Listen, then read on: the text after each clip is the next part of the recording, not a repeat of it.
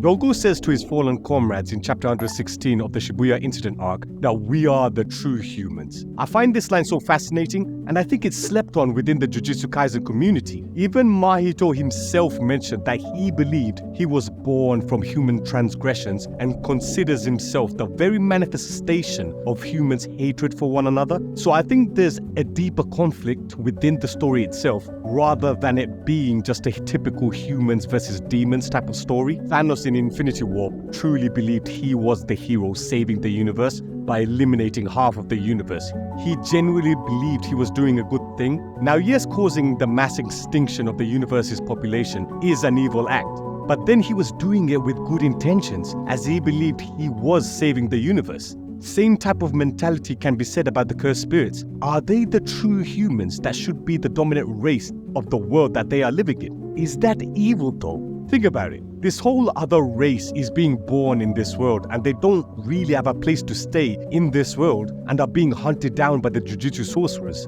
It is said and mentioned in the first season of Jujutsu Kaisen that cursed spirits are created through the negative emotions from humans, hence why Mahito says that he is the creation out of the human beings being hateful to one another. So when he does his idol transfiguration on humans, he is literally bringing out the hatred within the humans into a physical representation and turning them into these monsters. This is interesting that Mahito transforms them into these monstrous looking creatures, whilst Mahito himself looks like a human. Other than the stitches on his face and the grey skin color, he has the shape of a human being. He has 2 legs, 2 eyes, and 2 arms. And yet, he is the one transforming the humans into these monstrous transfigured humans. And this goes back to the whole philosophy mentioned by Jogo in chapter 116, in that he believes that the cursed spirits are the true humans. Do the cursed spirits believe that the humans are the true monsters? Because the way Mahito transforms them into monsters with his idol's transfiguration, is that how Mahito sees the humans? As monstrous creatures? Which is ironic because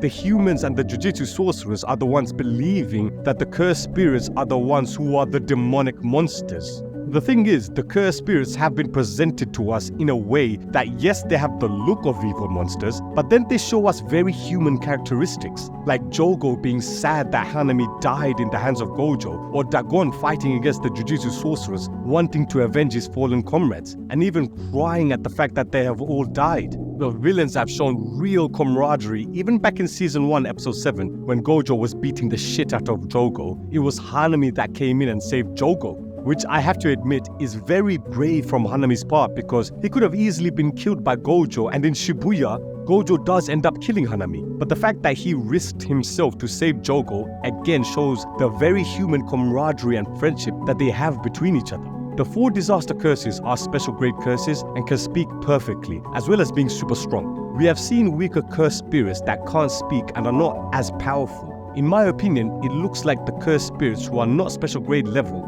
those curses are the ones who are still in their infant stage.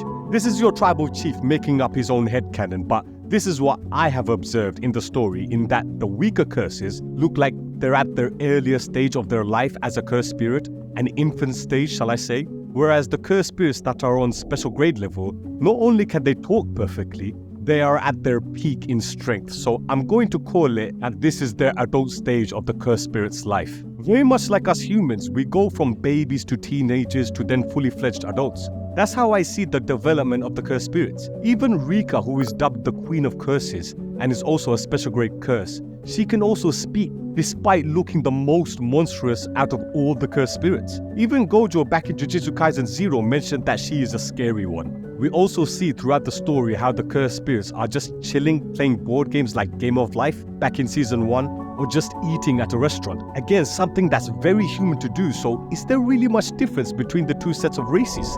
Look at Toji. This guy had no problem killing a young girl all for money. How is he any different to Mahito? Mahito, in my opinion, sees humans as monsters and a parasite to the world that they are living in. So him killing humans is due to the reason that he believes that humans are the enemies. Like here we had Toji killing a fellow human being and a young innocent girl who just happened to be born as the Star Plasmaverse. Apart from Sukuna and Kenjaku absorbing Mahito, apart from these 2 characters, I have not seen any cursed spirit kill another cursed spirit.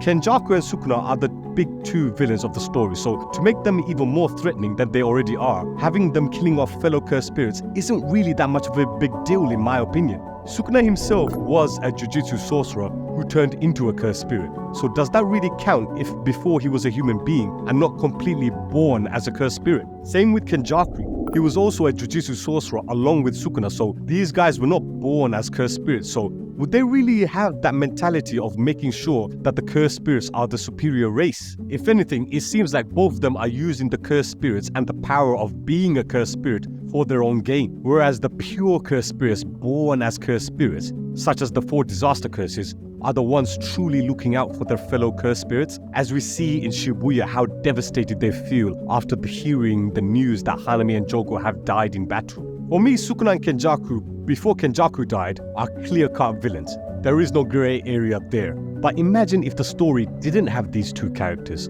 Who would be the true villains of the story? I think it will be harder to fully point the finger on which sets of characters are the true villains. If both Sukuna and Kenjaku didn't exist, and we had more cursed spirits like the special grade disaster curses, then this story would have been a story about survival. Because you have the cursed spirits being born due to the humans' negativity and hatred, so it's because of the humans that the cursed spirits are born, and yet they are the ones being slaughtered by the humans, who are essentially the creators of these creatures. There's so much grey in this story when you really deep it, and at some point in the history of the Jujutsu Kaisen world, there was no Sukuna and Kenjaku, so there must have been a war of survival between the Jujutsu sorcerers and the special grade curses before Sukuna and Kenjaku. Would a world of both cursed spirits and Jujutsu sorcerers coexisting work?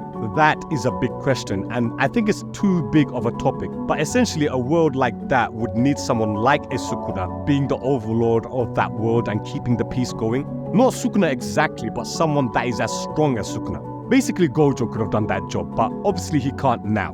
But it is an interesting topic of discussion that I feel should be discussed. Who are the real villains of the Jujutsu Kaisen story? Is it the cursed spirits or is it the humans? Oh, and just before I forget, Hanami even showed humbleness back in Season 1. When Gojo broke the barrier and was about to unleash Hollow Purple back in Season 1, Episode 20, Hanami said that she is not arrogant enough to have a 1v1 fight against Gojo. Humbleness from a cursed spirit. That is wild. And another very human trait that not all humans have, but you would say people who are good-hearted have this trait. Even before unleashing her domain expansion, she actually didn't want to use her domain expansion because of the damage it will cause. This is what I mean. You see very good human traits with these characters, but yet they are being ganged up on against the Jujutsu sorcerers. It's the Jujutsu sorcerers who are battling them with a win-at-all-cost mentality by teaming up against them, and the cursed spirits don't complain, they just carry on fighting. So I feel this story is intentionally trying to make the cursed spirits more grey rather than fully calling them out as evil monsters. And if you take out Sukuna and Kenjaku, then won't the story be a story of survival on which race gets to live on Earth without the fear of being killed by the opposing race? It's a little food for thought your tribal chief wanted to share with you guys, so please comment below your thoughts of the topic of this video. And as I always say, don't forget to subscribe to the Shaman Tribe.